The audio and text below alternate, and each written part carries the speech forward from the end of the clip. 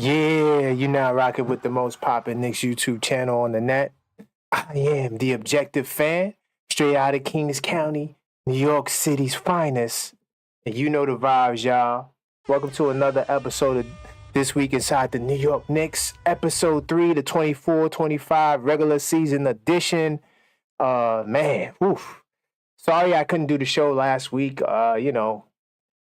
When things happen in life, and I had some other business I had to take care of that got in the way of this business. But I will be doing this podcast consistently Mondays at 6 p.m. So definitely be on the lookout for that. Maxine, if you're listening, please let the Facebook community know that we're live. So This Week Inside the New York Knicks is a podcast that's dedicated to documenting the Knicks 365, 7 days a week. You give me 50 minutes, I give you the Knicks. And recently, we've been doing the podcast live, so the podcast has been going longer than 50 minutes because I want to interact with you guys and let you guys know what's going on and see where you guys at. So I got the topics on the screen, right? We'll be talking about Cat's defense. A lot of people have been, criticizing Cat, whether or not he is a viable option at the 5 spot defensively. We'll talk about the battle for NYC between the Knicks and the Nets real briefly. We'll touch on the Sixers game, not too much on the Sixers game, but just a couple of things I wanted to share. We got a Precious update, another Precious update. So we'll see what's going on with him. It's a little early, but I think I'm going to touch on the power rankings. Then we got Word on the Street and a lot more. So yes, man, we got a lot of things to talk about. And we got a game at 7:30. So I got to get all this stuff out before the game. So hopefully my sound is good. Been having some, troubleshooting issues with the sound. It should be definitely better the last time I was playing around with it.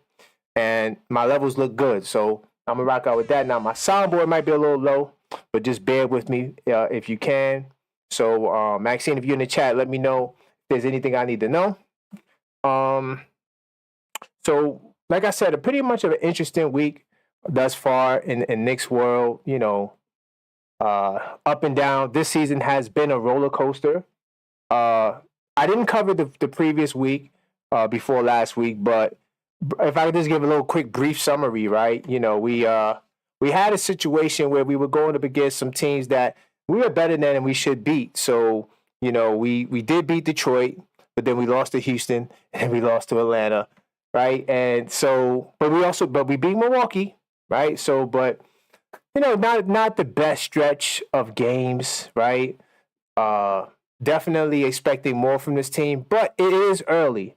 And one of the things we salute to you guys if you was on the first and 10 game show we did last week, where basically we'll be, tracking the Knicks each and every 10 games. If you did miss that episode, go check it out. I dropped a lot of interesting stats, things that we're tracking going forward during the season. But one of the things we said that we know that this team starts off slow. Even though it's a different team, yin and yang in terms of last year's team was an offensive bonanza. Last year's team was a defensive bonanza. This year's team is an offensive bonanza. But even still, last year's team early on was not a good defensive team, right? The Knicks were just really good at beating teams under 500. That's what propelled us, to go forward. But that's how that week. And then this past week that went by, we went 3-0, 3-1. We beat Philadelphia. We lost to Chicago, right? But we beat Brooklyn twice. So it's always good to get a Brooklyn on your list because we tend to do good against the Brooklyn Nets. So I will be getting into that. Any more announcements? Blog still coming. Look out for that. Definitely, I'll let you guys know when the next live play-by-play is. They didn't cancel the game. They took the game off of TNT, the Knicks game and the Magic game. We was going to do a live play-by-play. So typically, I do the live play-by-plays when, the Knicks are not on MSG. So that's what it is with that. But if you are in the chat, feel free to let me know. Say hello. And I'm going to jump into research mode early because we got to move. There's a lot to talk about. And I want to, by the way, salute the coach in the building, Discord server. Salute to Knicks Tape Madness Discord server. Definitely in the building. I see you. I'm going to jump into research mode because I'm not trying to waste too many time. Real quickly, if I was to preview this Wizards game that we got, I mean, the Wizards are the worst team in the league. Like, I don't expect the Knicks to not win this game. I think Towns will be playing. Deuce is not playing, but I do think Towns will be playing in this game. I didn't get any other updates in terms of him not being able to play in the game. Let me see if I could check that right quick before I continue. But yeah, the Wizards are the laughing stock of the Eastern Conference. Them and the Philadelphia 76ers, to be honest, right? So I think we should be fine tonight. I think we should go up 2 games above 500. To my parlay builders, salute to the parlay builders, the Nick Tate, Nick Tate Madness for sure, but the people that are the hardcore Nick fans that join the membership on this channel, we place parlays. I didn't do a bet today. I'm probably going to wait till either tomorrow, because I think tomorrow we got some NBA Cup games, or Wednesday before we put in some more picks. But just to give you a quick update, yeah, Towns is not on the injury report, so Towns should be playing today.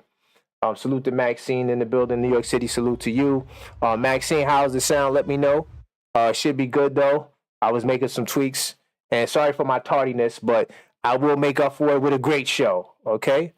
So, yeah, that's what's going on with the Wizards game. Nothing really to preview. They're the worst team in the league at 2-10. This should definitely be a win. Let me just start my clock. So let's jump into it. Salute to Eric. Knicks will take that loss tonight. Eric, why you say that? Yo, you want to know something funny, Eric, about this Wizards game right quick? The Wizards lost their last 8 games or something like that. Hold on. Because I just had the schedule up. I saw so many L's. Yeah, they lost 1, 2, 3, 4, 5, 6, 7. They lost 8 games in a row. They got blown out by the Pistons. Hold on, they got blown out by the Pistons. Now, the Pistons are a good team this year. They're like a game above, within 500, right? But, we smacked the Pistons by 30. Not to say that that's going to correlate, but I'm just saying, let's slow that down, Eric. Okay, I sound good, Maxine. Thank you for that. I'm going to jump into research mode, y'all. So this podcast, you know how we get down. We put everything on the screen. Just make sure if there's anything else in the updates I want to address. No, everything looks good. We talked about the records. Okay, cool. So let's talk about these Nets games right quick. Now, Nets games is what you need. Like I said, typically, when you get a team that is below 500 like this, you definitely take advantage. Let me just adjust my camera right quick, guys, because it's going to drive me crazy, my little OCD. I got to make sure I'm in the right space. So when I do my shorts, we good. So let me just move this over here. Make my adjustment. So hold on. Make my adjustment. Give me more in the center. Zoom in.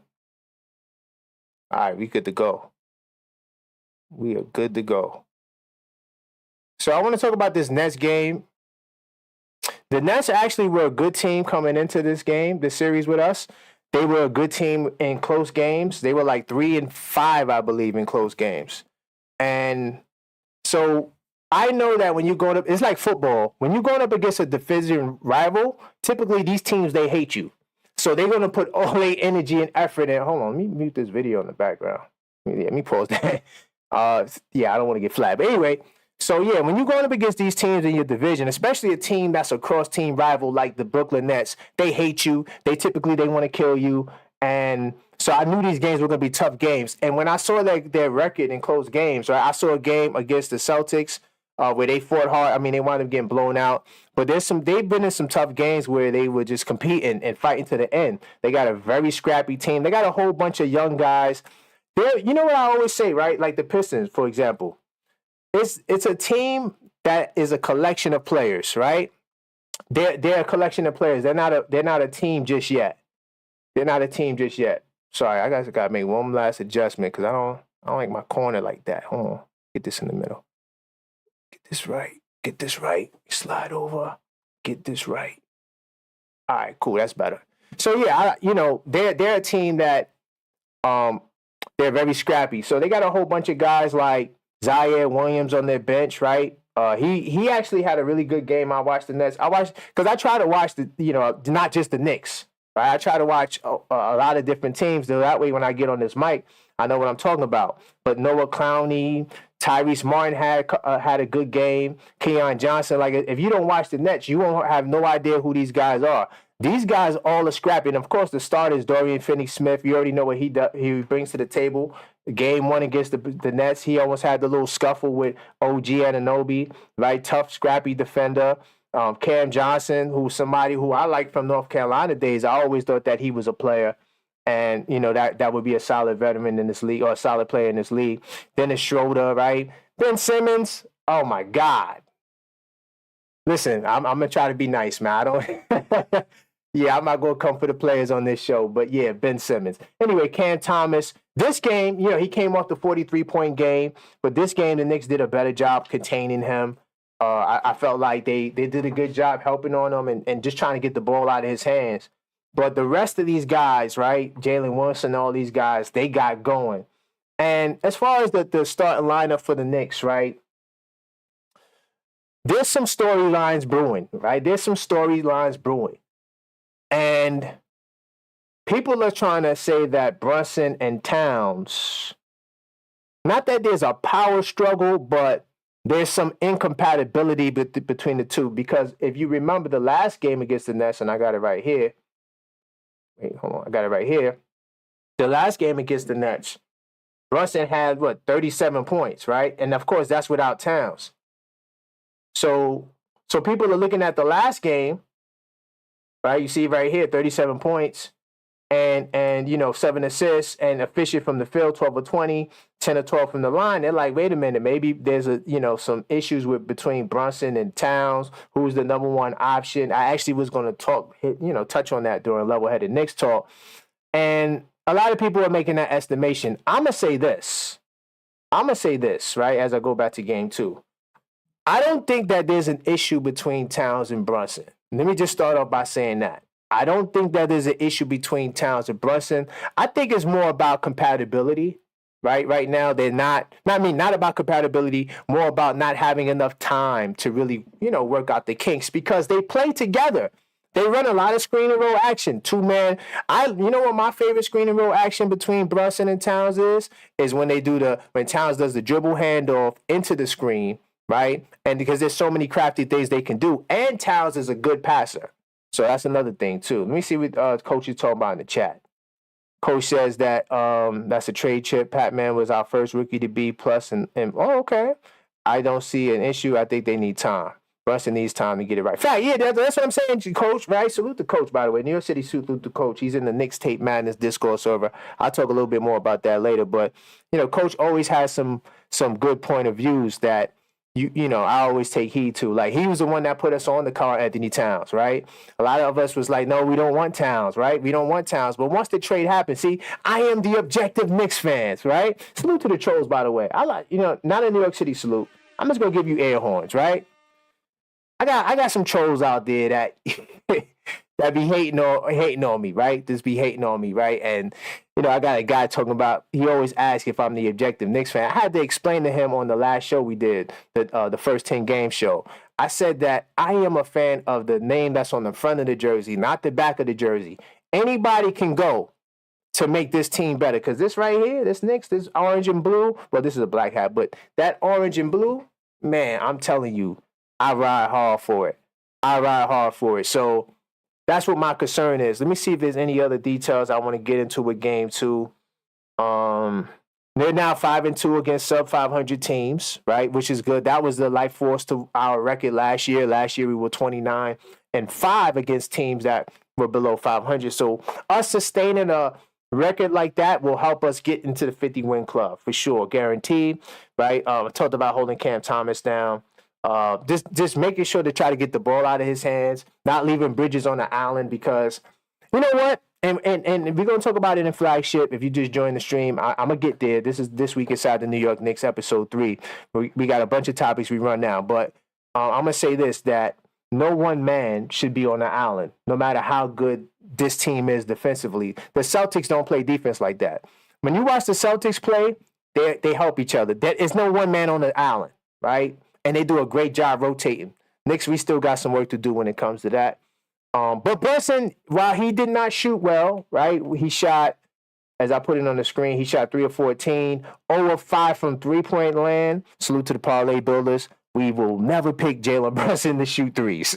Never. Yes, he can make it, but sometimes, especially now, because like Coach said, he's getting into the groove. Once he gets his stride, then maybe we might pick that up in some parlays. But he still shot 6 of 8 from the free throw line. But he's making plays for other people. 10 assists, 2 steals. He's playing defense. And he got 5 rebounds. So salute to JB, the captain, right? And I think that because we have a group of guys that seem, of course, we're not in the locker room, but to me, it seemed like they're egoless, right? Like they're not really, trying to just make it about them. Like Josh Hart is a team guy. He wants to sacrifice for the team. We see Josh Hart do that all the time, right? Mikal Bridges, same thing, coming from Phoenix, being in the 6-man role, then getting a starting role and really having the opportunity to score buckets, right? OG Anunoby played for a championship team in a system. He was coming off the bench on that team, became a starter, is the lead defensive guy, right? But he also can get buckets too, right? But I think they said 84% of his buckets was assisted upon. So OG and Anunoby, because Brunson and Towns are looking to dish too, and especially Josh Hart. Or should I say Josh Giddey or Josh Hart? Because let me say something. Josh Hart, man, I said he was the Bill Russell 2.0, modern day Bill Russell 2.0. Some of y'all didn't like that. I'm saying the only reason why I say that is because he's not a liability on either side of the ball. But he is playing so impressive. Let me see if I got this stat on Josh Hart here. I got a stat on Josh Hart. It says that Josh Hart getting the 20 points, 8 rebounds, 8 assists, and shooting 8 of 13 from the field. Listen to this. Only Jokic, Cade Cunningham, LeBron have more 8 rebounds, 8 assist games this season than Josh Hart. Salute to Josh Hart, man. Man, Josh Hart is balling, y'all. Josh Hart is definitely balling. Of course, Cat, the big bodega, 26, 15, and 6. We're going to talk about Cat at the 5. And I did a show, a level-headed Knicks talk, talking about Towns versus power forward versus center, right? Today, we're going to be talking about defense, but I did a show talking about power forward versus center.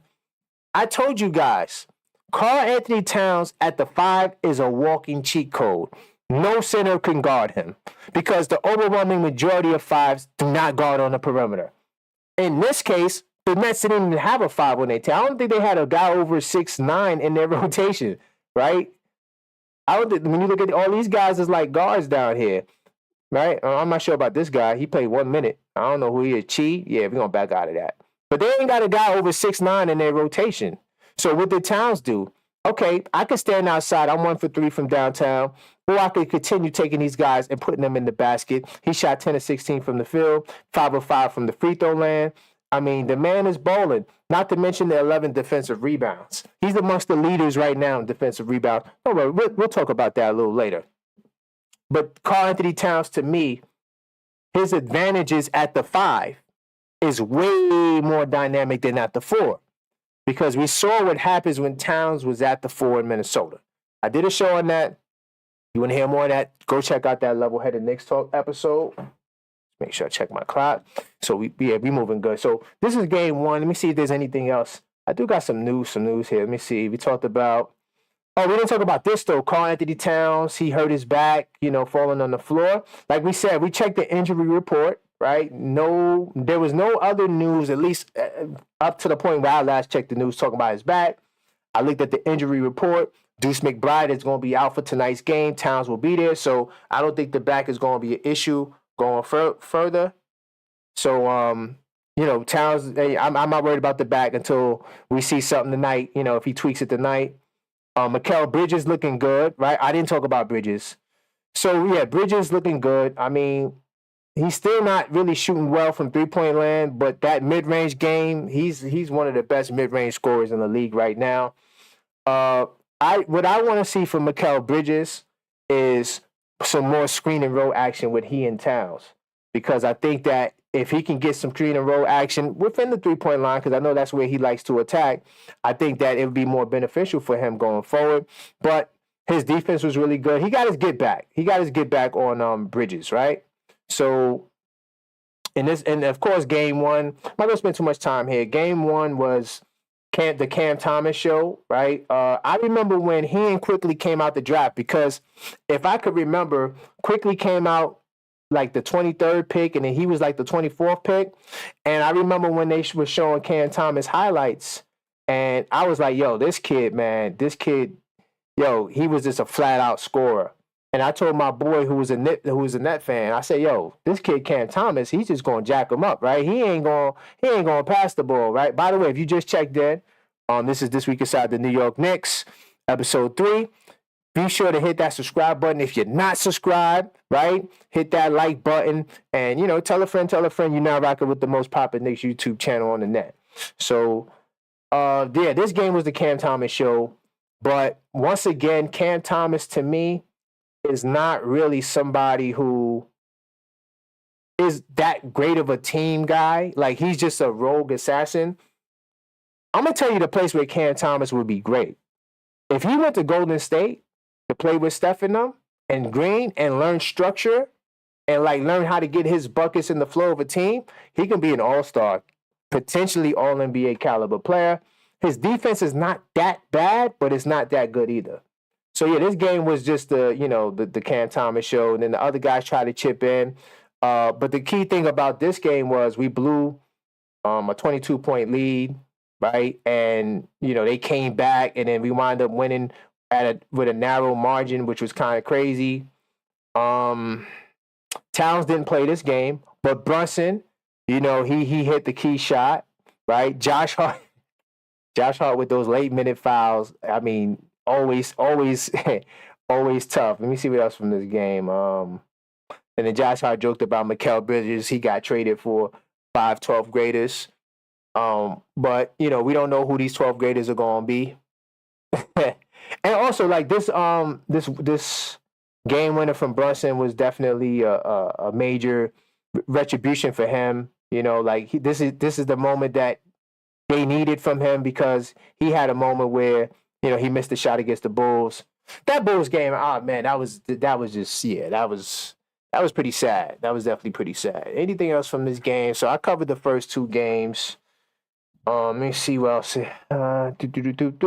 We're gonna move forward. I do got some news here. Let's look at see if we get some articles. If you just joined, we're moving. I didn't talk about Towns yet. Tom Brady was at the game. Can somebody enlighten me? Why was Tom Brady at the game? Does he got a book or something like that? Let me see. Because I didn't read this article. I just saw it. I said, hey, maybe you guys could let me know. Was Tom Brady, is he doing something? I know he's a commentator for Fox. He does NFL games. But I'm not sure if he was calling the Giants or the Jets game. I don't know why this guy was there, but he threw a pass. Yo, honestly, that pass he threw, with incredible form. He showed me that he still got it, right? But he was also there. Let me see. Salute the Daily Knicks. They have an article here talking about the Knicks, one of their weaknesses. They's got chippy, right? Oh, by the way, Jordy Fernandez, he's the coach of Canada's team too, with RJ Barrett. But the officiating for sure, we got to talk about the refs. Guys, what's going on with the refs, y'all? The refs there was a game. Oh, man, I just read it. There was a game that happened. The game I watched, right? Salute to RJ Barrett, right? Once in the goal, he's a Knick. He had his first triple-double against the Celtics. He was cooking the Celtics, cooking them. He was looking like Duke RJ Barrett, right? So RJ fighting, had 16, 15 assists, career high numbers in assists, right? Balling, right? So they get the ball, they up 2 points. It goes to overtime. I think they're up 1 or 2, and Jason Tatum hits a 3, right? The refs admitted that Jason Tatum traveled? The shot should have never counted. Just took away from the Toronto Raptors, man, in that moment they had, man. Anyway, bottom line, yeah, definitely the officiating is terrible.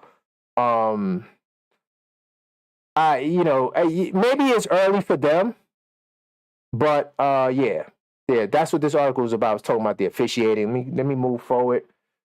We talked about the 43 points. Yes. Mikal Bridges. Oh, also, I keep seeing, look, I don't want you guys to think that this is an anti-Mikal Bridges show. I'm going to address some word when we get to word on the street later. I might address a comment in the poll because people thinking that I'm coming for Mikal Bridges because I ask a question. I'll talk about that a little later into the show. But Mikal Bridges also in that game one, he had the game-saving block. Of course, Ariel Hukporti, he brought the energy off the bench. He had played 30 minutes. Let me see. He had 30 minutes. He had 7 points, 4 blocks, 3 assists, 4 rebounds. I mean, man, this guy, I don't think there's a debate whether or not he's better than Jericho Sims. But if we have time, I will talk about what Coach Tibbs said about Sims. He said in a nutshell that Sims has one of the best interior defensive stat lines. I guess some sort of advanced stat. Can't remember off the top of the head, but it is in one of the articles. If we have time to touch on it later, and he's saying that's the reason why he stays with Jericho Sims. So and of course Jericho Sims got the nod in game 2. So let me move forward. Talked about Brady. Talked about that. Let's see where we are. Talked about the block, and of course the issue between Dorian Finney-Smith and OG Anunoby. By the way, I want to say this about OG Anunoby, right? He has taken on the enforcer role, and he's been in some situations where he could have backed down, but then he chose not to back down. He chose not to back down. And this was one of those moments where he pretty much stood his ground and he wasn't having it. And so, yeah, I want to give a New York City salute to OG Anunoby. I have some reservations about him playing power forward. I really do. I don't like it because I feel like, it's a lot of energy expended wrestling with big guys. Now, of course, when you're going up against Tatum and perimeter guys, it's a little different. But when he's going up against those bigger guys like the Giannis's of the world, the Julius Randles of the world, right? When he's going up against those guys, it is a little worrisome for me because I don't want him to get hurt. So, but yeah, he and Dorian Fitz got into it. No, there was nothing there. I mean, they both got teed up. Nothing to write home about. It's basketball, y'all. Now, let me see if I could, hold on. Give me 1 second. Let me see if I could log into this article. I do want to touch on Mikal Bridges' perimeter defense, right? Let me see if I can log into this. Hopefully my credentials is on this browser. I always have trouble with this browser for some reason logging into this. Okay, can't get in. And I don't want to change browsers because I don't want to mess with my processing speed right now. But anyway, I'm gonna say this, right? Basically what this article is talking about is it was raising the concern because, and I was gonna talk about plus minus, not plus minus, I was gonna talk about defensive rating when we get to Karl-Anthony Towns, right? And Mikal Bridges has one of the worst defensive ratings on the team right now.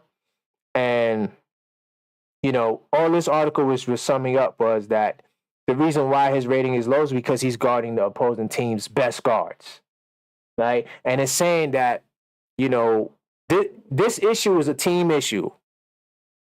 And I'm going to go that angle with Towns too in a second, that it's the Knicks as a team is not playing the defense that they should. We'll talk more about that. But that's what this article was talking about. I wanted to give Christian Wilfield some light because I thought this was an interesting perspective. And I do agree that they got to be more like the Celtics defensively, where it's no one man on the island, right? It's no one man on the island.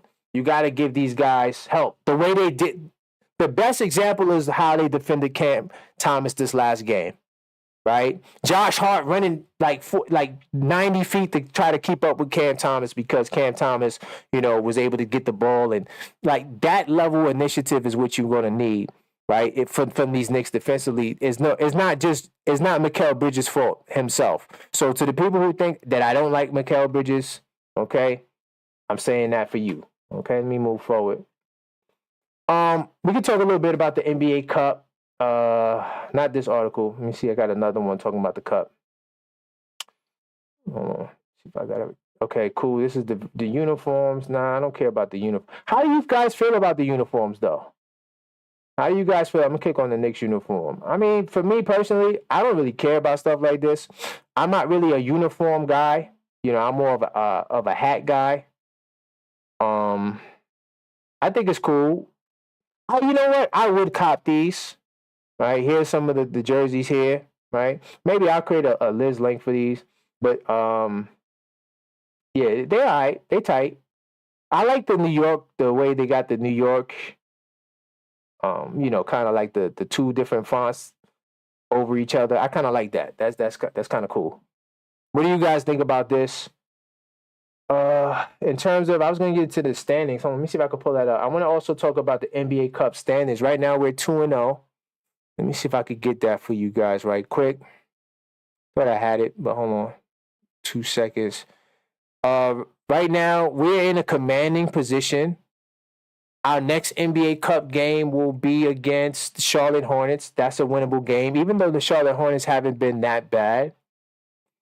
You know, they definitely, a lot of these teams in the East, you know, let me put this on the screen. So I'm on the ESPN app for the desktop, right? So this is, before I get to that, this is the actual Eastern Conference standings. Now it's early. It's very early. But if I would have told you that the Detroit Pistons would have been the 5th seed in the East and the Philadelphia Sixers would have been the 14th seed, you would have been like, damn, you tripping. But the league is like literally upside down. Even in the West, when you look at some of these teams, the Pelicans, I had them like top 5 coming into the season. They're 14th in the West. Dallas Mavericks is struggling playing 500 ball. I had them as a number 1 seed.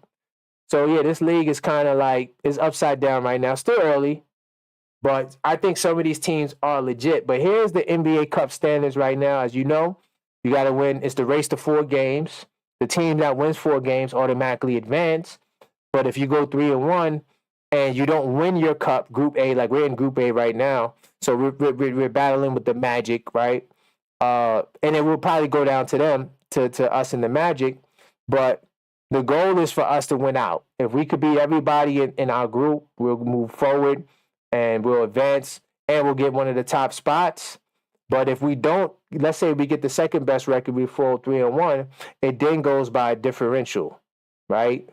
So, and then I also think it goes by matchups as well. But differential is also a deciding factor between all the teams. So that's why you see guys trying to blow guys out.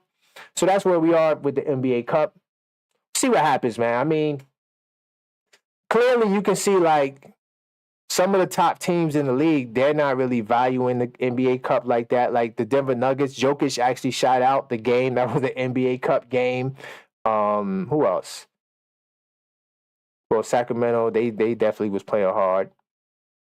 You see Minnesota's 1-1. You know, some of these teams is like, Boston lost their first game.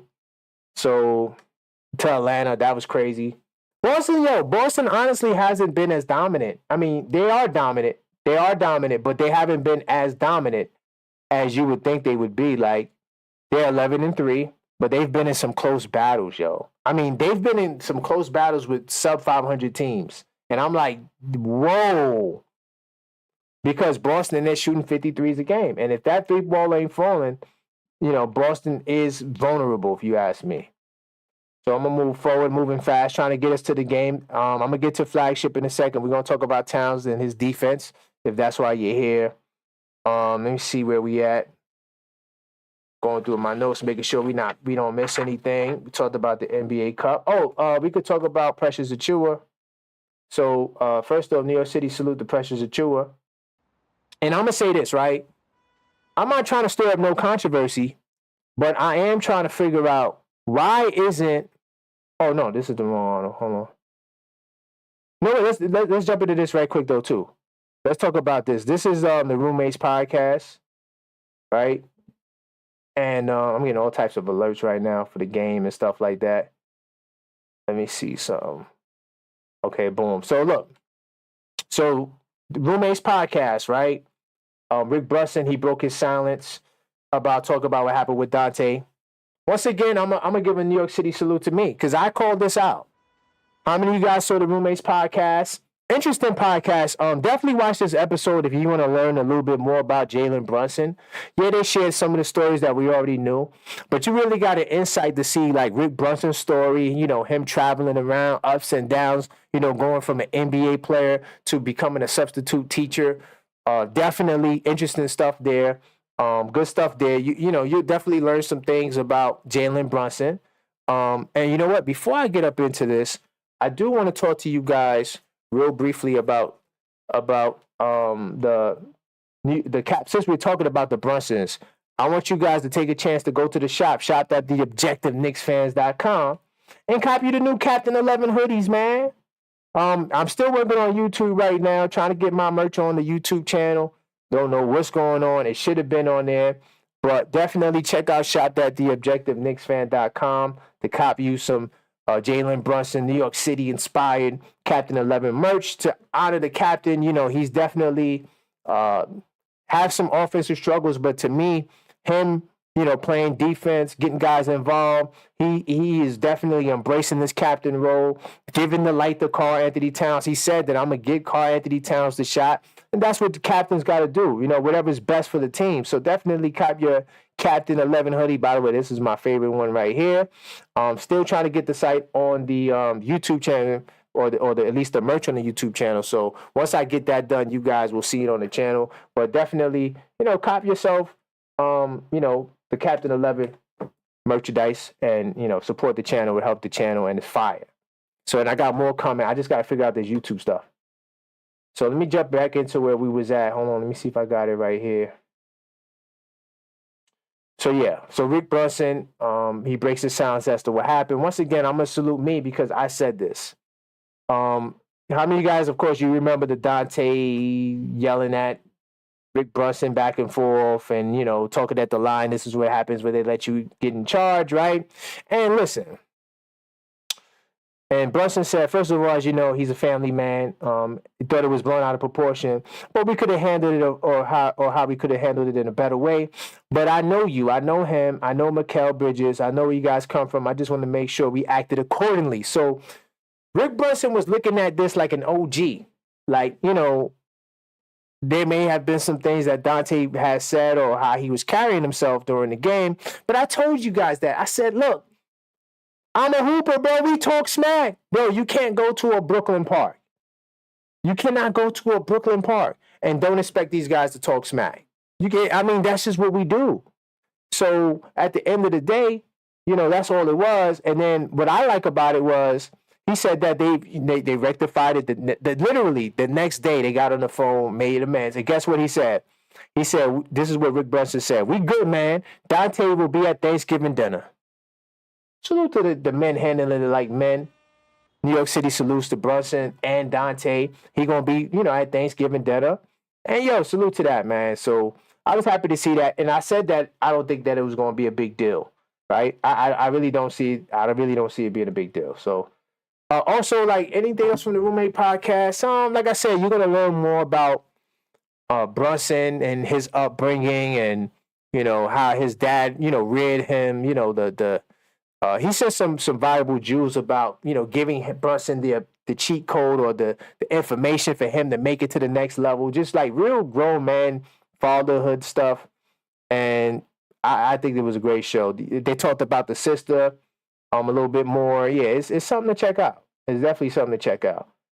So, wait, hold on. Before I get to the Bulls game, I could have sworn I had a update. Oh, this is a video. Okay, cool. Let me just close that out. So, real quickly, I thought I had an article. But I want to talk about Precious Achiuwa, right? So, the latest on Precious Achiuwa is that he's actually ramping up his activity, but he's still not contact practicing. Because, and this is, Coach Kibb said that, by the way. He said that he's not clear for contact. You got to be careful with the hammy, right? Because most hamstrings require like rest. Like you got to take your time. So that's why there's no rush for him to come back, because you don't want him to, retweak it again. And then he has to sit out more time. So that's the delay with Precious. Just know that when he will be ready to go, he'll be ready to go. Salute to Sharon in the house, by the way. Definitely smash the like button. Maxine, dude, let me know. And this is going to be based off of your discretion. Are we going to give away a membership today? I feel like giving away a membership because I didn't do level-headed Knicks talk. Let me know. Should we give away a membership? By the way, salute to Sharon. Let's go Knicks for sure. Let's think about it, Maxine. Let me know. So yeah, Precious Achiuwa. So that's what the delay with Precious Achiuwa is. They're letting him take his time to come back because hammies take time, right? Remember what happened with OG Anunoby last year in the playoffs? He came back, didn't look right. Got to take time, but of course he came back because it was the playoffs. Now, let me see. I also got an update here with Mitchell Robinson. I don't think I got an article. I just got a quote here. Let's see. Oh, okay. Yeah, this is flagship stuff. I'm gonna say this for flagship. But I'm gonna give you guys a question about Karl-Anthony Towns right now. You guys can let me know. I'm gonna touch on it later. Do you think that Mitchell Robinson should start and put Towns at the 4? Let me know what you think. And I got some quotes. I got some stuff to talk about that. Oh, like I said earlier, the Magic game and the Knicks game, NBA Cup game on December 3rd is no longer on TNT, so they will not be a live play-by-play. Let's go to, I talked about the Roommates podcast. We moving good. Good time, y'all. Good time. Do I want to talk about the Chicago game? Chicago game was a big disappointment.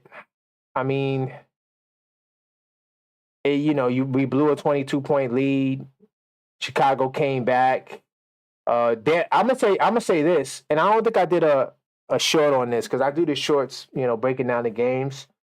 And the basic story of this game was their big four outplayed our big four, right? Even though Towns had 46, right? And there's really 5 because salute to Josh Hart. Josh Hart didn't have the greatest point scoring game, but he was a +9, right? But at the same time, even though Towns had the 46 points, I think that they're starting 5. I'm gonna say starting 5 because to me, Josh Giddey and Josh Hart is kind of similar on the offensive side, not the defensive side. Josh Giddey doesn't play no defense, but Josh Giddey is like the glue for the offense. Like he controls the flow and the ball, the way the ball moves, and making sure guys get shots and get spots. The only thing with Josh Giddey, he can't shoot at all. But that to me was the story of this game. I mean, of course, OG Anunoby, he collides with Anne Hathaway, spills popcorn. I mean, salute to Anne Hathaway, but it's sad when that's one of the leading trending articles on that game. But I also want to give a salute to Josh Hart too. And if you guys are on Twitter, mention Josh Hart. He responds to your tweets. You guys should tweet Josh Hart. Salute to Mills Media, right, on Twitter and IG. Mills Media. She's a young lady who has an internship with AM Sports, and she's doing her thing. And she has a conversation with Josh Hart. Like, he buys her textbooks. This other lady was like, "Oh, I wish I could go to the game. Josh Hart, could you give me some tickets?" And he's literally responding to the lady. And so Josh Hart, he upgrades the Knicks fans' tickets after they got dunked on social media.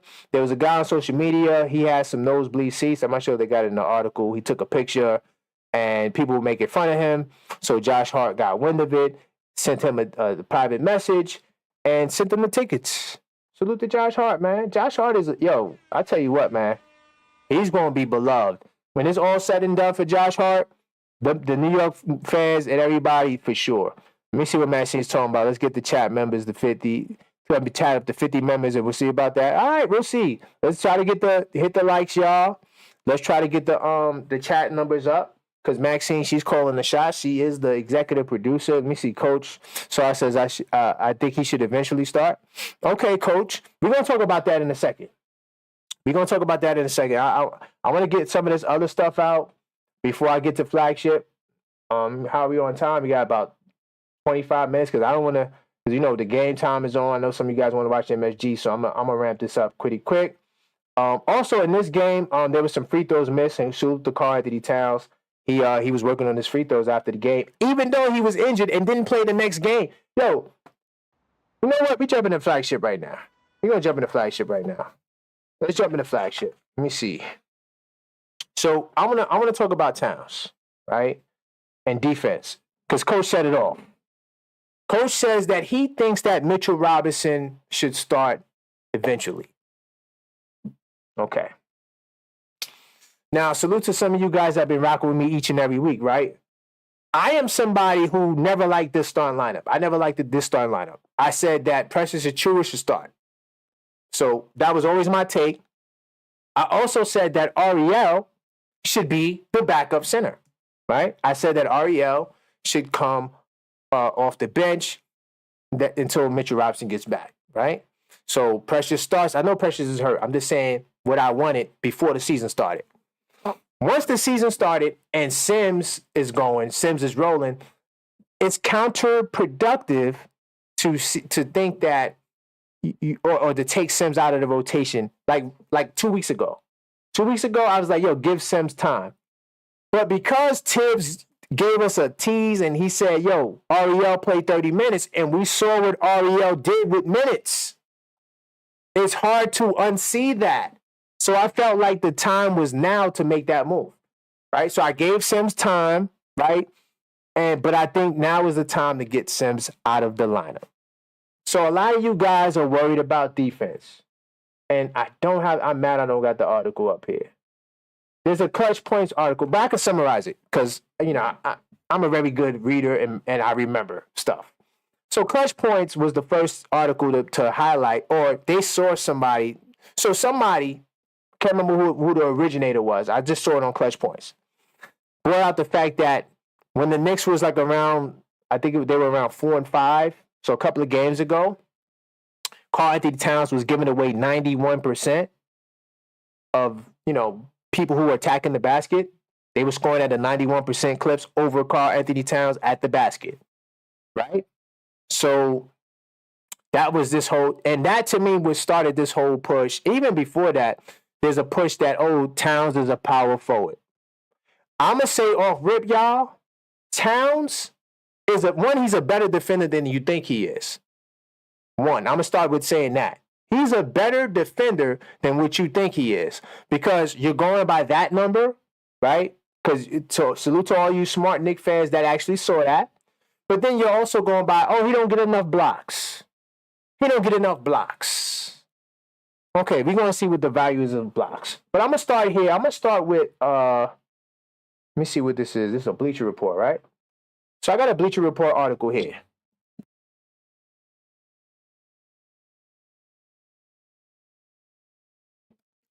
So look, there's a NBA scout that defends Towns' defense, right? And the guy says that I think Cat is playing better defense than people give him credit for. I agree with that. And he says it here, at least he's playing with effort, because the talk when he first got here was Towns didn't want to play 5. Remember that? Towns, he don't want to play the center spot. I've never heard any inkling or utterance of that since Towns has been with the Knicks, from Towns. This man battles every night. And we're going to go through the numbers. Not that it's all about stats, but yeah, stats matter. Because you guys who say Towns is not a rim protector, you guys that say Towns is not a 5, you guys are looking at blocks. I guarantee you guys are looking at blocks, not Coach. Salute the Coach. I know Coach knows what he's talking about.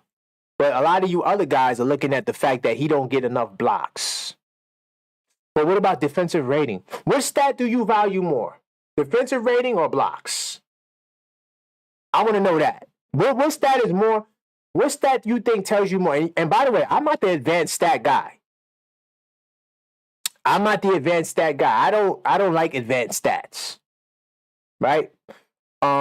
Oh yeah, Maxie said let's get it up to 50. Okay, cool. So let me continue, right? All right, cool.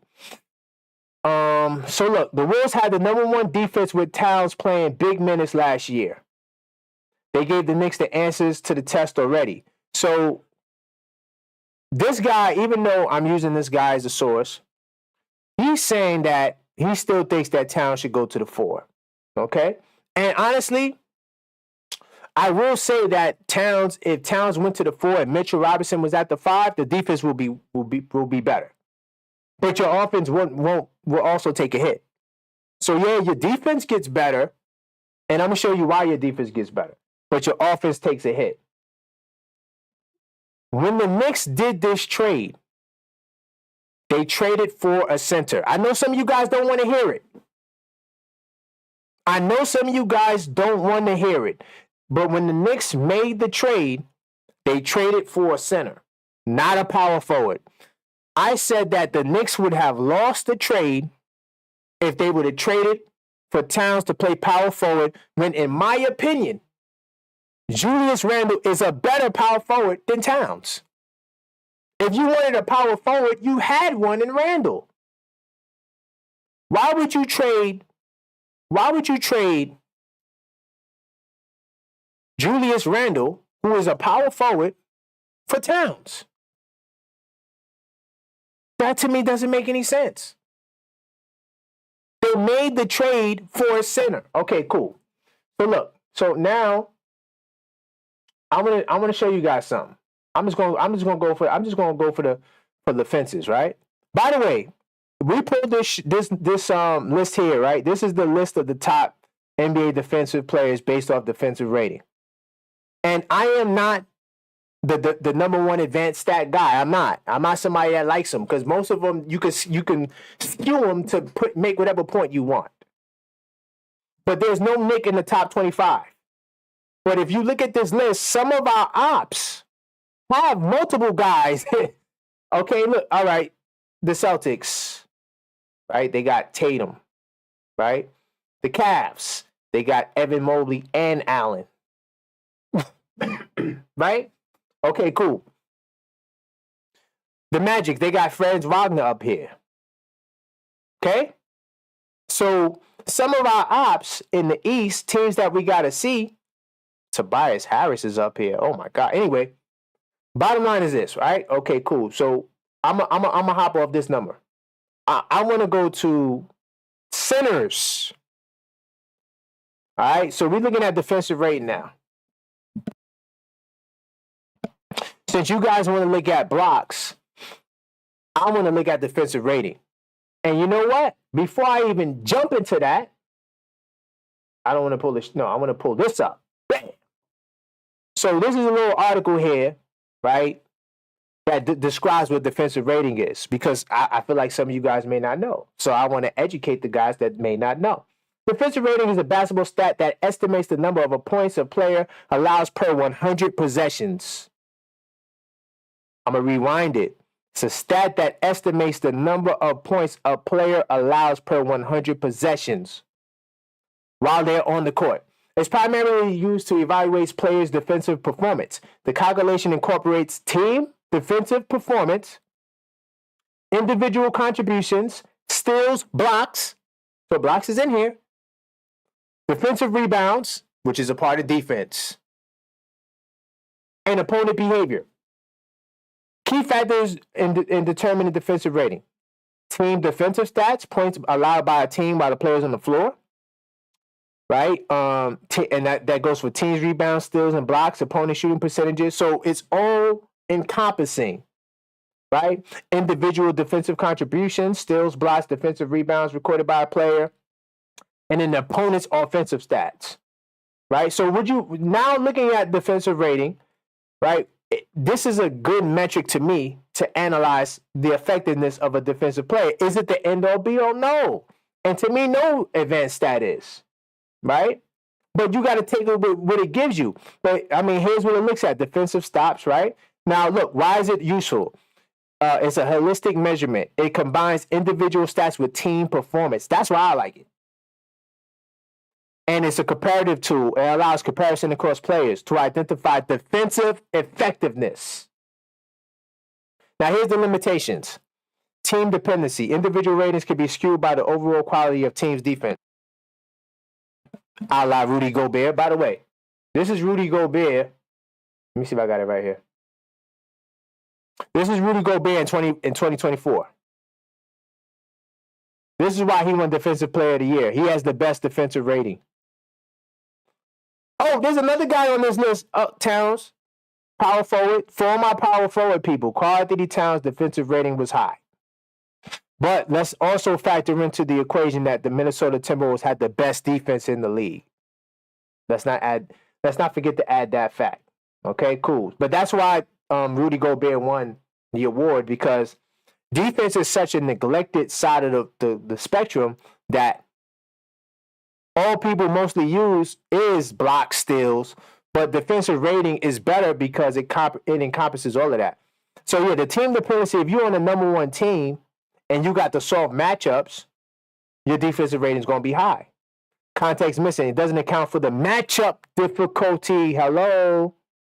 This is why Mikal Bridges, his rating is not that high, because it doesn't account for the fact that he's guarding Trae Young and he's guarding, all these other top guys, Donovan Mitchell, right? And noise in small samples. Early season ratings or small minutes played will not be reliable. Okay, cool. So I gave you the shortcomings and I gave you why it's useful, right? So I think that defensive rating is a better stat to look at than blocks. I'm sorry, because it encompasses blocks. So I'm gonna go to 2025 defensive centers.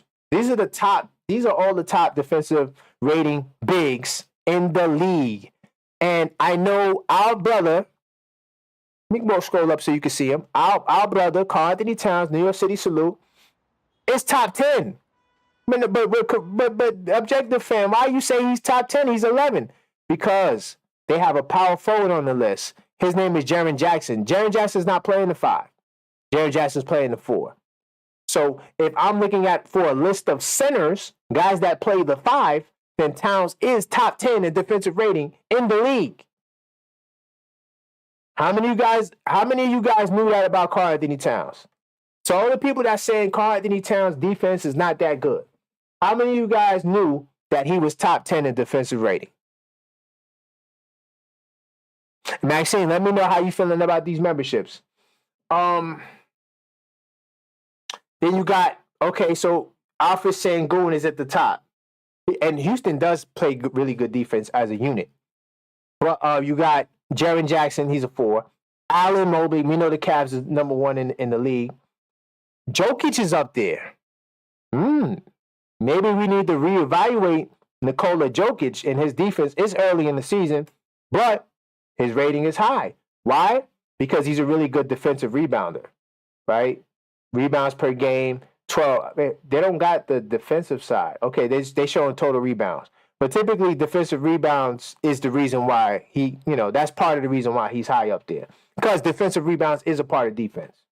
But they got Zubac. Gobert is number 7, y'all. Wait, what happened to Gobert? Number 1 is early. Just having fun. Bam Adebayo, 111. Brook Lopez, 111. Sabonis, 111. Towns, 112. Matter of fact, I'm going to go a step further, y'all. I'm going to go pull up the Knicks, right? We're going to pull up the Knicks, right? And we're going to see where Karl-Anthony Towns rank on the Knicks, because the Knicks don't got nobody in the top 25 in the league. But Towns is soft. He doesn't play defense.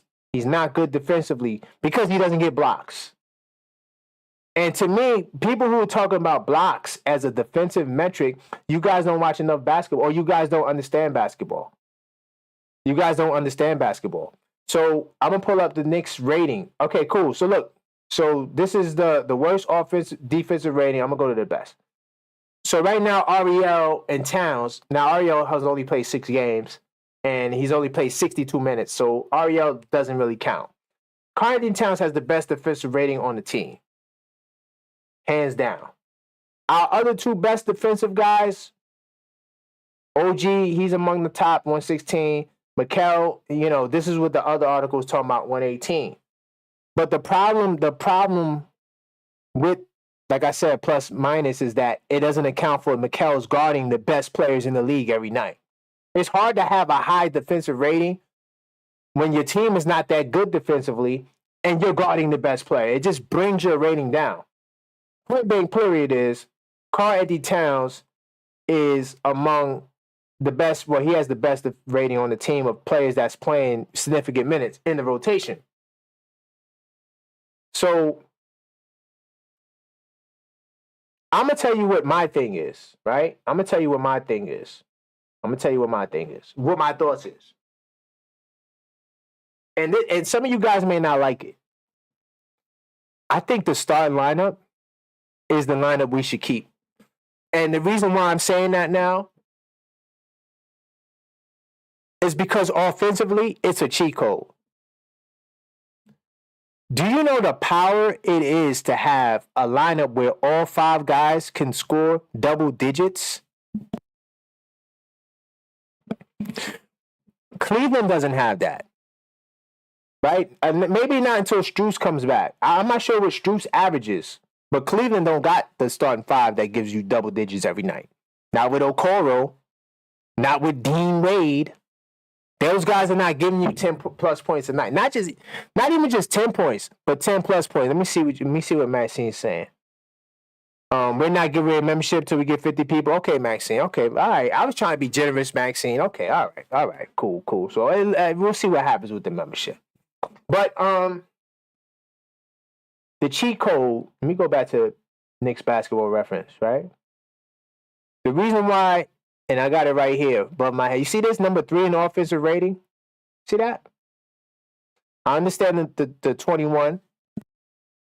I understand that 21. That's not cute for defensive rating, right?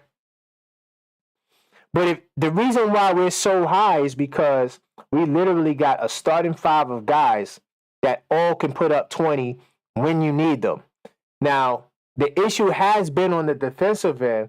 But I feel like a lot of the issues we've been having on the defensive end is more about them getting more chemistry, right? Them taking advantage of certain matchups too. And then also turning, defense into offense, right? And really putting the initiative and the effort in crashing the glass. Now, one thing the Knicks do is they do a great job. Matter of fact, the Knicks will do a great job of limiting the opposing team on the glass. Look at this right here. You see this? Right above my head. Yes, when you look at the Knicks ranking, this is why, you can't look at stats just baselessly look at stats because there's more to the story. So, yeah, the Knicks are not a great rebounding team, right? They're 21st in rebounds, but they're +3 every night on the boards. You seeing this? They're giving up 39 rebounds, but they average 42 rebounds. Most nights, the Knicks dominate the glass. So if the Knicks continue in that trend, right, and maybe get better, because right now they're 16th in defensive rebounds. If they could up their defensive rebounds by 3 to 5, they're automatically their defensive rating will shoot up. Now, I'm not saying it's going to shoot up to top 10, but I think part of it is developing the chemistry. Now, I know that Precious Achiuwa can help with this too, not just Mitchell Robinson. I think Precious Achiuwa can help with defensive rating. Let me see. NB, here's one of my trolls, y'all. NB, here we go. More unobjective dogma. NB, you need to watch it, man. You really do. What am I saying that's not objective? The knock on Towns is that he doesn't play defense. I already showed you that Towns has the best defensive rating on the team. I already showed you that Towns is the best defensive rebounder on the team, right? He's a better defensive rebounder than Mitchell Robinson. Yes, Mitchell Robinson has a solid plus minus. Hold on, let me see if I can pull it up right quick. I'm going to pull up, not plus minus, I meant to say defensive rating. So this is Mitchell Robinson, right? When you look at his career, his defensive rating is around, he averages 107, right? So that's pretty good, 109, but he doesn't play enough games, right? He doesn't play enough games. And like I said, with Mitchell Robinson in the lineup, I think that's going to hurt the other number that I just showed you, which is this is the number that they coveted right here, right? This right here, this number 3 in offensive rating, 5-out basketball. You don't get that with Mitchell Robinson. Well, MB, relax, brother. I said you one of my favorite trolls, man. You took over from Humberto. I'm good. Trust me, I love the smoke, man. But just come with like basketball smoke. You know what I mean? Don't just troll just to troll. Like really say something in the chat. Let me see. Because we got the game. Anything else I want to add with this Karl-Anthony Towns? What do y'all think about Towns, though? Based on the numbers I'm showing you, he's amongst the defense. Oh, and by the way, since this is for my blocks people, too. Are there other people in the top 10 of defensive rating that don't average more than a block a game or around a block a game? Joker's just giving you 1 block. What about Bam Adebayo? 1.2 blocks. What about Domantas Sabonis? Domantas Sabonis doesn't block anything. And they're all top 10 in defensive rating. Jerry Allen, the Fro's only giving you 1.3 blocks. You don't think Towns can up his block to 1.2, 1.3? Towns has averaged 1.7 for his career. And to all the people that's going to talk about, and it said it in the Clutch Points article, oh, yeah, the Minnesota Timberwolves was amongst the worst defensively. Their teams were terrible. When Towns was starting at center on the Timberwolves, the teams were not good. They were not good. So I think it can work. I think that on the defensive end, right, they got to play help defense. They literally, if you're modeling the Celtics, you got to go all the way. The Celtics do a great job defensively because they're masters at help defense. It's not one-on-one defense with the Celtics. I watched R.J. Barrett cook them the other day. I watched Trae Young cook them the other day. It's not about one-on-one defense. It's not. It's not about having the one guy do this. Who is the shot blocker on Boston? I'll wait. Who's the rim protector? Yeah, they got they just started playing the Keta kid, and he's kind of filling in that role. But before they put Keta in that position, Horford was the guy. Horford ain't on the top of no defensive rank. As a matter of fact, look, where do you see Al Horford up here? Hold on. Is this no? Hold on. Yeah, where's Al Horford on this list? He's not the top 10 nowhere. Where's Kristaps Porzingis on this list? This is 2024. This is last year.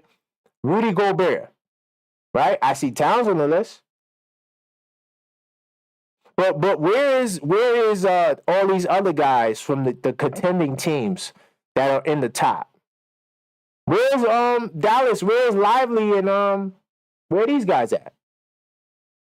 So all I'm saying is, y'all, yeah, like the Towns things is smoking mirror. I'm gonna jump in the word on the street right quick. Hold on.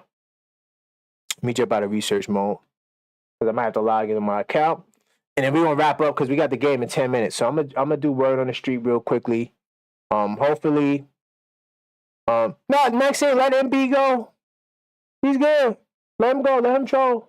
Let him troll. He's one of my new favorite trolls.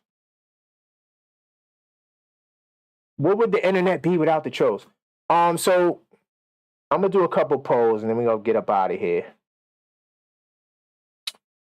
I'll start here.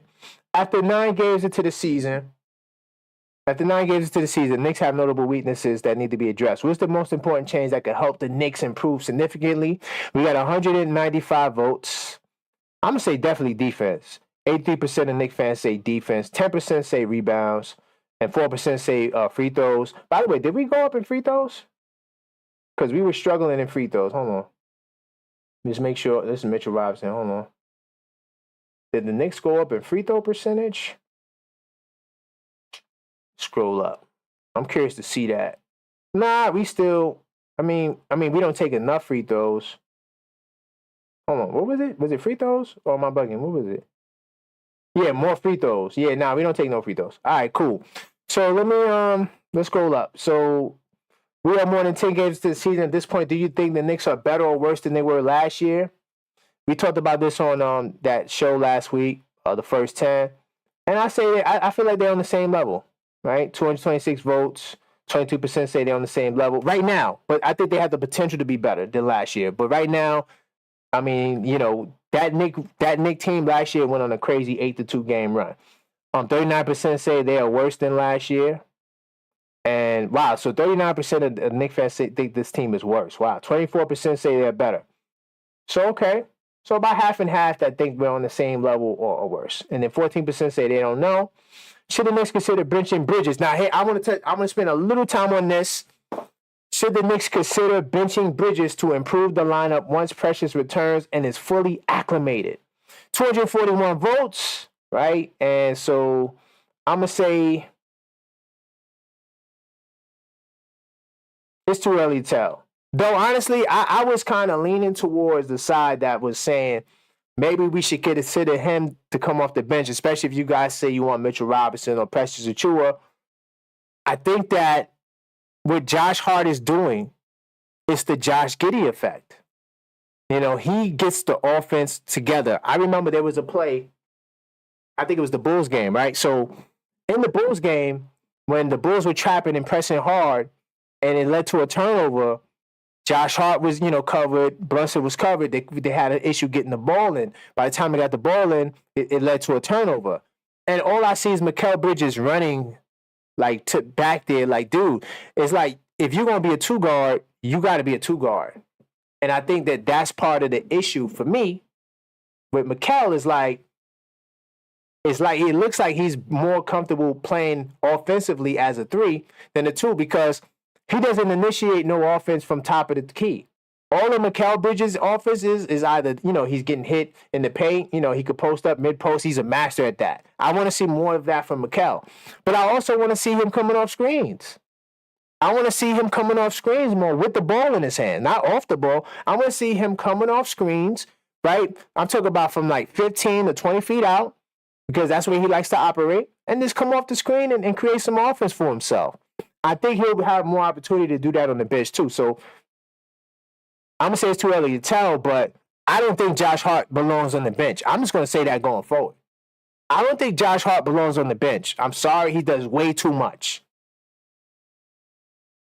Coach, man, I was driving and I missed that segment. It's all good, Coach. Catch the replay. And I think this Friday, I'm probably going to do a level-headed Knicks talk. Hopefully nothing crazy happens. Last Friday was the Mike Tyson fight. I didn't realize it, and the fight went kind of late, and I didn't really want to compete with the fight. So, but this Friday, I'll let you guys know. Just look for the notifications if you want to know. And then this will be the last poll of the night, and I'm going to wrap up. After the last performance, the Knicks versus the Nets game, does Ariel Haporti deserve to be the backup center? Of course, 188 votes, 92% say yes. I mean, that's just not even debatable at this point. We all feel Ariel. And before I wrap up completely, I want to talk about the channel membership, y'all. Definitely this is a way to help support the channel. We have two packages that you could check out: the starter Knicks fan package, the hardcore Knicks fan package. The first package is the starter package. It's $4.99 a month, but you get a lot. First off, with both of these packages, you get access to the Knicks Tape Madness Discord server. Salute the coach, salute to Sam, salute to Wacko in Brooklyn's in there, though he's not that active. Salute to J-Tap, right? We got some people in there. We have a 24/7 NBA chat, 24/7 Knicks chat. We also got a general chat too. Like if stuff pops up, we'll talk about it. That's one of the perks that's not listed here. Yeah, I got to update it, but you'll get access to that. Then we also get, of course, the loyalty badges, right? You get members-only live chats, priority replies to comments. I get a lot of trolls like MB, right, who's in the chat. So in order for me to filter out the trolls and give my people the grace, become a member, I can see that, and I give my members the comment, the courtesy to get the first response. Of course, I do photos and status update. I haven't done an unfiltered thought in a minute. I'm gonna start getting back into that, but that's some of the things I do. Private updates. Like if I go to games, I put photos in there, things of that and the third. I'm gonna even put my basketball footage because somebody told me, yo, you should post your basketball videos on your channel. So I'm gonna give it to my members first, right, before I even let it out to the bag. So you'll see some members only content. Of course, the member shout outs. And then, oh, by the way, like I said, these beautiful Captain 11 shirts right here, hoodies right here, you get a 20% discount. Right now, I got a 10% discount for everybody. You get a 20% discount when you become a member on all merch, okay? Now, that's the $4.99. Like I said, you get a lot for the $4.99. A lot of people, for their $4.99, you don't really get much. Now, you got the hardcore Knicks fans. You get everything in the $4.99, plus you get more members-only content. I didn't start the Parlay Builder show yet, but we have been taking bets and we have been winning some money, and my picks are on the money. So we got this thing called the Parlay Builder, right, where I help you guys build parlays. We got about like 15 picks that we pretty confident in that we add to our parlays, and then we'll add other things the other day. Last week I took a loss. No, 2 days ago I took a loss on the Cavs game, right? I thought the Cavs were going to lose. I really thought the Cavs were going to lose because Mitchell wasn't going to play, and I knew the Hornets was going to be a tough matchup. By the way, these teams, Detroit, Charlotte, those matchups are not easy, y'all. Those guys are playing some good basketball. So I thought that they would, get upset the apple cart because, Cleveland, they're going to lose eventually. So I was trying to see if I could hit on that. But that's what the Parlay Builder is. We'll connect on my other social media platforms. I'll connect with you. More members-only live stream and more members-only content. That's the 2 packages. If you want to support the channel, hit the join button and, get inside a membership now. And let me just read some of my people to the chat. Knicks will be champs. Salute the Knicks will be champs. He is now a member. Well, he's a member again. He was a member last time. But salute the Knicks will be champs for subscribing to the channel memberships. I do appreciate that. Knicks will be champs. Now you're in the loop. Hey, no, Knicks will be champs. Are you in the Knicks Tape Madness server? I gotta get you in the Knicks Tape Madness Discord server. After this live, I'm gonna post a link up in there for everybody members who don't have Discord server access. Let me see what you guys talking about. Knicks will be chance. You've been battling fever, man. Get well, man. Hopefully you feel better soon, man. I'm sorry that you've been going through it. I went through it. Remember, I lost my voice and I was on the stream. That was a crazy time. So, man. Let me see. NB said if you had a call-in show, I do impressions. Oh, okay. Well, this is not an impression show, sir. We talk basketball on here. And if you come on my line, by the way, I am thinking about doing a call-in show. I've been flirting with it. Do I really want to give these chos the light? But I think I'm going to do a call-in show. But I'm letting you know. When I do my call-in show, you can say whatever you want, but we got to talk basketball. I don't need you just calling up, trolling, talking about whatever you want to talk about. That's not how we do this show. This is level-headed Knicks talk. You come here. Salute to everybody that come here, the level-headed, objective Knicks fans. That's why we here to talk basketball, right? And we're not just talking basketball just to say crazy stuff. We talking that real talk. Salute to HRM X Great. Let me see what he said. Versus the Bulls, I thought that they were going to lose without Mobley. It's crazy, right? They're going to lose eventually, right?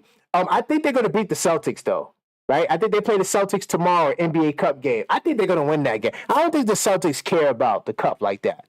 But I will be doing a parlay tomorrow. Salute to all those people that's a part of the Parlay Builders. Salute to J-Tap. He's one of those guys.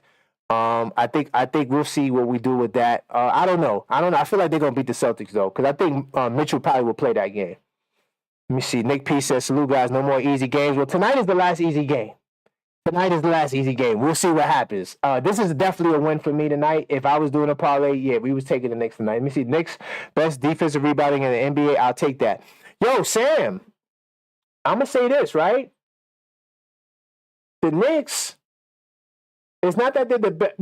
If they're the best defensive rebounding team, of course we'll take that. But they're number one at keeping the opposing team off the glass. See, that's a two-way street. So it's one thing like, okay, cool. You're ranked 16th in defensive rebound, 32.8 rebounds. But look at this. They're holding their opponents to 30 defensive rebounds. That's something to note right there. You're keeping teams off the glass. So even though you're not rebounding at the highest clip, you're keeping the opposing team off the glass. So, yeah, that's just something to note, y'all. Let me see. Knicks will be changed. Yes, this team is better than any. They were at 12 games last season. Okay. I think that this team has the potential to be better if Knicks will be champs. They got to show me that they're better. I'm not going to just give it to them. They got to show me. But that's all for this pod, man. I don't want to interact with the game, y'all. I know we got the game, man. We talked about a couple of topics. We definitely hit everything that was on the side of the screen here. Oh, we didn't touch on power rankings, but we'll start that next week. But yeah, for sure, definitely. But I want to give a big time salute to Sam. Knicks will be chance coming in late. Coach, HRMX the Great, Maxine. How could I forget about the great Maxine? For holding me down today. Let me know that nobody gets memberships until we get the participation up. Salute to Sharon. Salute to Coach if I didn't say that. Salute to Eric 215. Salute to everybody that tapped in and was in the show, man. I definitely appreciate it. We will be rocking again, definitely every Monday at 6 o'clock. Unless something crazy happens, I will be here on the mic. And look out for Level Headed Knicks Talk either this Friday, Thursday. I like the Thursday night show too. I'll let you guys know exactly when it will be. But that's all. And salute to Knicks will be Chance for becoming a member again. I do appreciate everybody that becomes a member. And salute to Sam, man. Everybody, man. Thank you for rocking with me. And until next time, let's go, man.